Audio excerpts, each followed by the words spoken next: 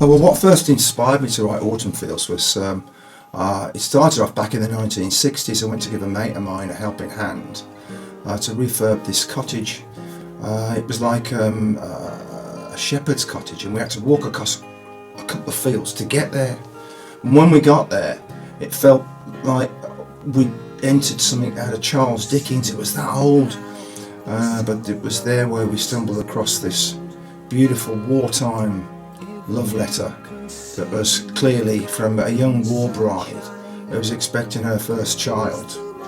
And when my mate started reading it, who owned a building company, it started going on about prams and pushchairs and stuff, but I'm there with a load of builders, and they don't listen to somebody talking about prams and pushchairs and things like that. And all of a sudden the atmosphere suddenly changed because my mate said, "Hey, listen to this, look."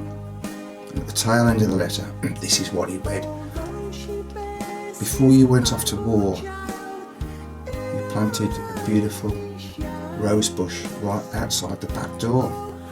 If you could see how the summer rose has bloomed, if you could see the golden sunshine kiss the morning dew, I know that someday soon, my love, that it will all come true. Yes, we'll walk through the autumn fields again." Now, these builders started looking at the rose, started looking at the morning dew, started looking at the autumn fields, and it was as if we could see what she could see when she was writing that letter. And these builders kept saying, "Did he come home from war? Was he killed?"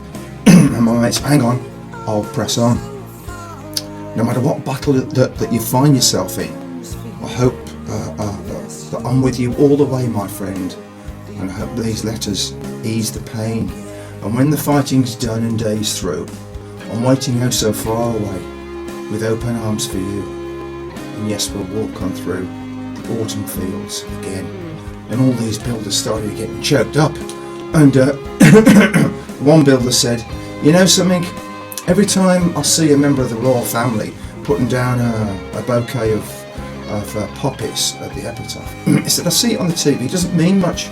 So, but now I've witnessed this, I'll think about this as if the woman's voice was talking from the past and trying to give us a message." Another guy then, and when somebody gets emotional, the pride starts building up. The voices start to wobble a bit. And the one builder said, "Yeah, it was blokes like him that gave up their yesterdays so we can have our todays." I thought about this for ages, and I mentioned it to my girlfriend not so long ago. And she said, "You know something, you're a singer-songwriter, you should write about that." I said, "Well, I do more rock." And she said, "Well, I'll tell you now, you look at those brave men and women on the TV that have lost their arms and their legs. They went out and did their bit, they're still doing their bit.